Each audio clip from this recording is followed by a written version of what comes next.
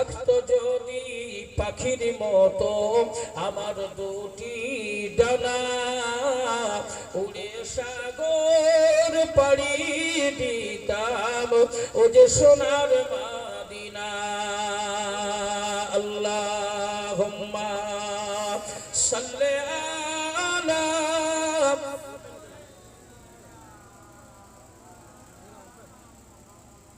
ওয়া আলা আলি সাইয়্যিদিনা।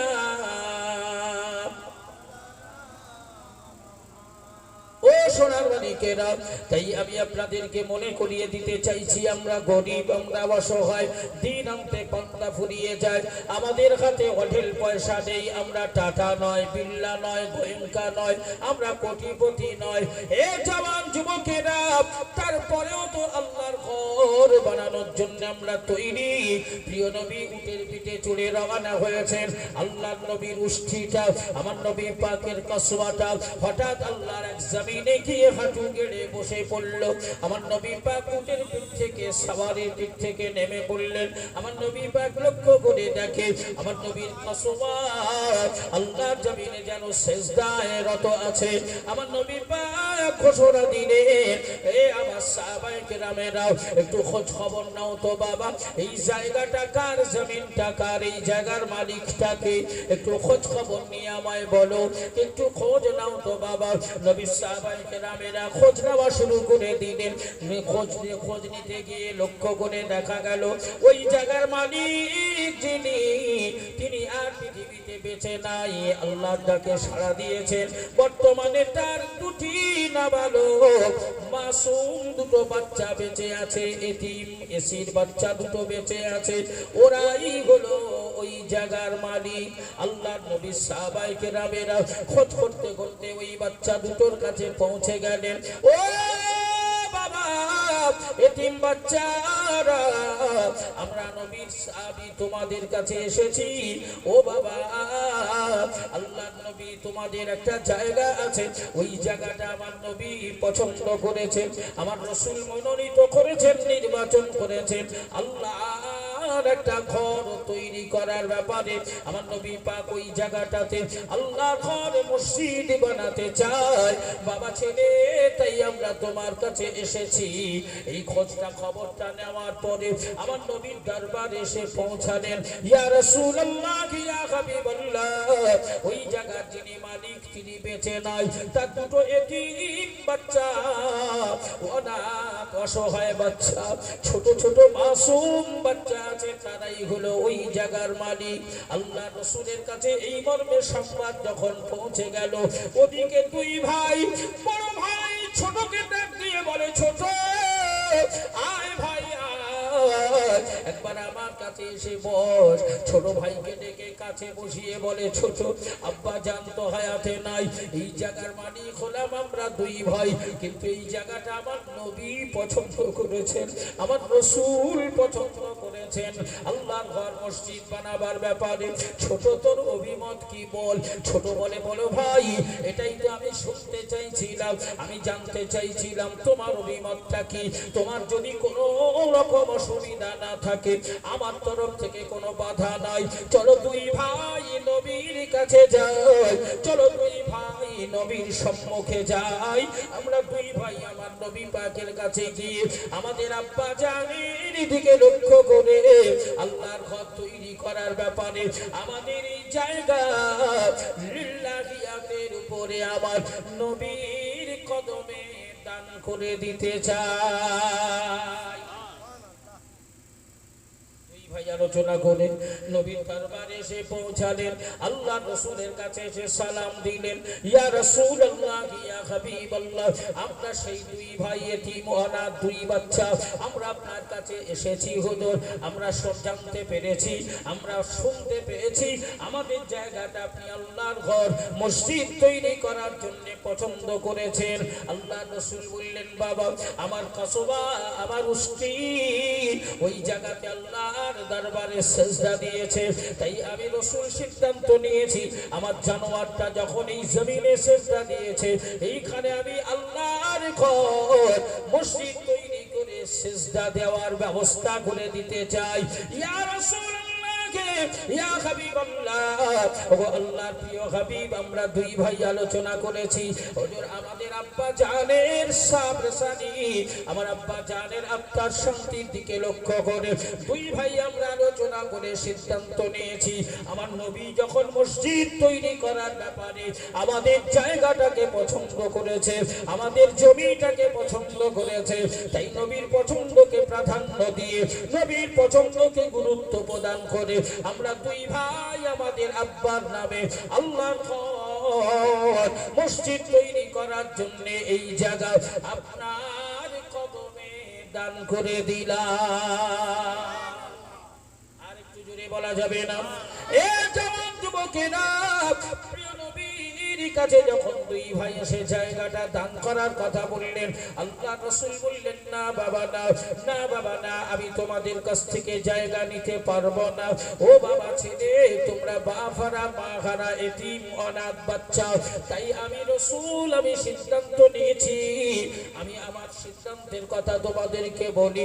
আল্লাহ রাসূল বলেছিলেন, বাবা সাহাবারা, ও আবু বকর, ও বাবা ওমর, ও বাবা ওসমান, বাবা আলী, তোমরা কি পারো না, তোমরা কি পারো না এই বাপ হারা মা হারা বাচ্চাদের জায়গাটাকে বর্তমান বাজার মূল্য হিসাবে উপযুক্ত এবং ন্যায্য মূল্য প্রদান করে আমি রাসূলুল্লাহর হাতে এই জায়গাটা কিনে খরিদ করে আল্লাহর ঘর মসজিদ তৈরি করার জন্য কি তোমরা দিতে পারবে না? আমার নবী পাক বলার সাথে সাথে সিদ্দিকে আকবর তাজিমুশ শাইখাইন, নবী পাক দুই শ্বশুরকে সম্মান করার ব্যাপারে বলা হয়েছে। আবু বকর সিদ্দিকের 400 দিরহাম ছিল, সঙ্গে সঙ্গে 400 দিরহাম নিয়ে আমার নবীর কদমে জমা করে দিলে আবু বকরের দেওয়া দেখে সাহাবাদের দেওয়ার লাইন পড়ে গেল, একে অপরের দেওয়ার প্রতিযোগিতা শুরু হয়ে গেল। মুহূর্তের ভেতরে আল্লাহর রাসূলের কদমের সামনে এত পরিমাণ টাকা জমা হয়ে গেল যে ওই বাচ্চাদের জায়গাটাকে উপযুক্ত মূল্যে খরিদ করে আল্লাহর নবীর কদমে দেওয়ার আর অসুবিধা রইল না। আল্লাহ রাসূল বললেন, হে বাবা হারা বাচ্চারা, আমি নবী তোমাদের এই জায়গাটাকে উপযুক্ত মূল্য হিসাবে খরিদ করে কিনে নিয়ে আমি মসজিদ বানাতে চাই। বাচ্চা দুটোর মন খারাপ হয়ে গেল, ইয়া রাসূলুল্লাহ, ইয়া হাবিবাল্লাহ, আমরা কি আমাদের বাপের নামে দান করতে পারবো না? আল্লাহ রাসূল বললেন, শোনো ও বাবা ছেলে, আমি রাসূলুল্লাহ জানিয়ে দিলাম, তোমরা এতিম অনাথ অসহায় বাচ্চা, আর যদি আমি তোমাদের কাছ থেকে এই জায়গাটা দান হিসাবে গ্রহণ করে খোদার ঘর বানাই, ইতিহাসে কলঙ্কিত ইতিহাস তৈরি হবে। ইতিহাস আলোচনা করবে, ইতিহাসের লেখনীতে মেসেজ প্রদান করা হবে মুহাম্মদ অত্যাচারী ছিল, এতিম বাচ্চাদের মাল, এতিম বাচ্চাদের জায়গা জোর করে নিয়ে মসজিদ বানিয়েছে, তাই আমি নবী তা পারবো না। ও বাবা ছেলে, আবার যদি তোমাদের দানটা গ্রহণ না করি, তাহলে কিয়ামত পর্যন্ত যাদের বাপ নাই মা নাই, এইরকম এতিম বাচ্চারা দান করতে চাইলে তাদের দান কেউ গ্রহণ করবে না। তাই আমি নবী সিদ্ধান্ত নিয়েছি, ও বাবা ছেলে, উপযুক্ত বাজার মূল্য হিসাবে ন্যায্য দাম দিতে হয়, ওই দামটাকে 3 ভাগ করে 2 ভাগ উপযুক্ত মূল্য আমি রাসূল তোমাদের 2 ভাইয়ের হাতে তুলে দিতে চাই। আর দুজনের পক্ষ থেকে আমি নবী 1 ভাগ দান হিসাবে গ্রহণ করে আল্লাহর ঘর মসজিদ বানাতে চাই। জোরে বলুন সুবহানাল্লাহ, আরো জোরে বলা যাবে না? ও সোনার মানিক জওয়ান যুবকেরা, তাই আপনাদের রক্ত ঝরা পয়সা, আপনাদের ঘাম ঝরানো পয়সা দিয়ে এই মসজিদ আপনারা তৈরি করেছেন। একজনের তরফ থেকে অসামান্য অবদান হিসাবে আল্লাহর ঘর মসজিদে যাদের অবদান থাকবে, আল্লাহর ঘর মসজিদে যাদের সময় থাকবে, শ্রম থাকবে, আমার আল্লাহ খুশি হয়ে তাদেরকে কবুল করে নেবে। তাই আগামী দিনে ছাদ ঢালাই করতে হবে বাবা। এই ছাদ ঢালাই করার জন্য আপনার উপার্জন করা অর্থ আমি আপনার কাছ থেকে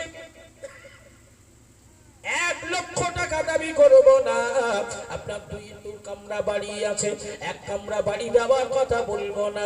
আপনার 1 বিঘে জমি আছে, 10 কাঠা জমি দেওয়ার কথা বলবো না। আপনার একটা ব্যবসা আছে, ব্যবসা বন্ধ করে দিতে বলবো না। সামান্য হাতের ময়লা হিসাবে আল্লাহর ঘর, এই ঘরের ছাদ প্রদান করা হবে, এই ঘরের ছাদ দেওয়া হবে।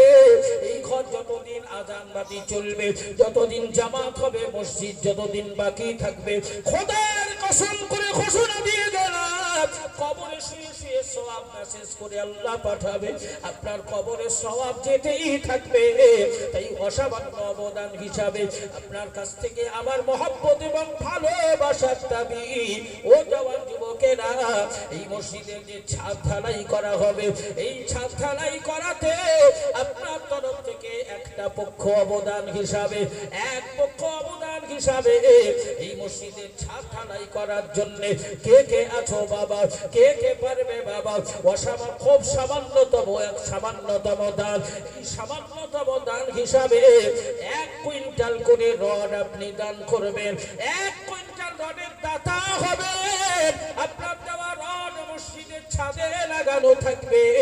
ও জওয়ান যুবকেরা, কবরে শুয়ে শুয়ে আপনি, আপনার ছেলে, আপনার নাতি সবাই কবরে শুয়ে শুয়ে সওয়াব পেতে থাকবেন। তাই উপযুক্ত দাতা হিসাবে, যোগ্য দাতা হিসাবে আল্লাহর ঘরে অসামান্য অবদান রাখার ব্যাপারে মায়ের নামে, বাপের নামে, দাদু দাদিমার নামে টোটো নিয়েছেন, অটো নিয়েছেন, তাদের দিকে লক্ষ্য করে গোপন ব্যাধিতে আক্রান্ত হয়ে আছেন, ওই ব্যাধি থেকে সাফা পাওয়ার আশায় আল্লাহর ঘরে 1 কুইন্টাল রড দিয়ে শরীক হবে।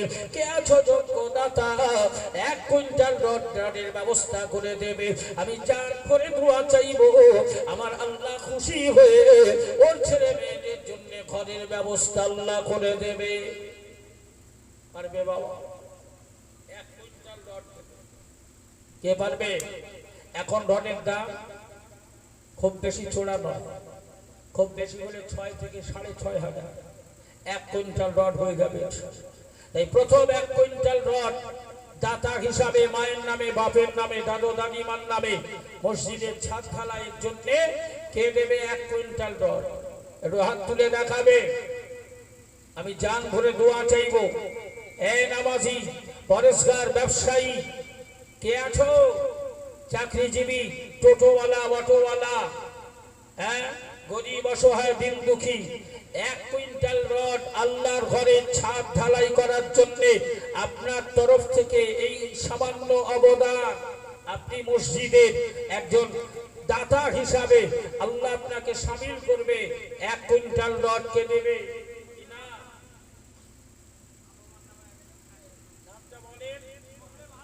মাশাআল্লাহ, আমার বাবাজি মুসল্লি, নামাজি মানুষ। আমি জান ভরে দোয়া চাই, আল্লাহ যেন তার মরণ পর্যন্ত ইমানের উপরে কায়েম মোকাম রাখেন। জোরে বলেন আমিন।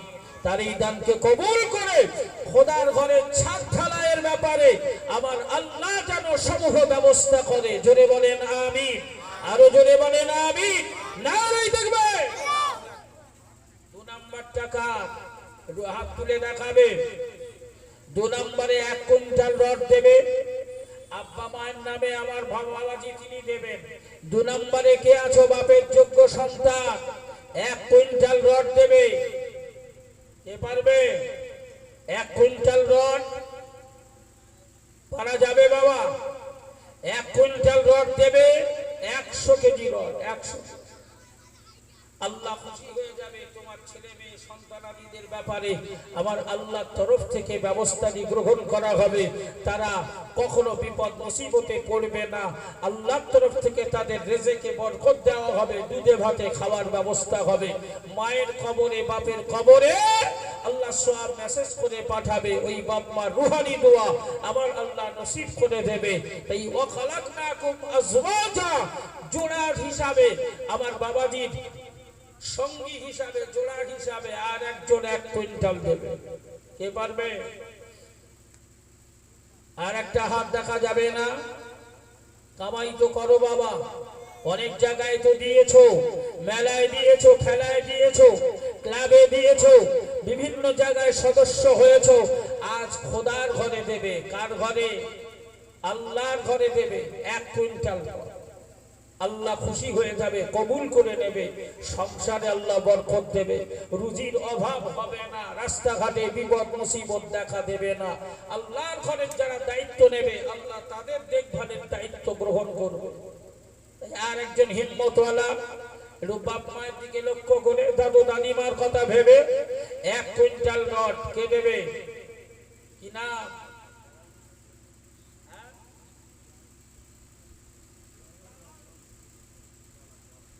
জালালউদ্দিন মিস্ত্রি কি গো? জালালউদ্দিন মিস্ত্রি, জালাল মিস্ত্রি।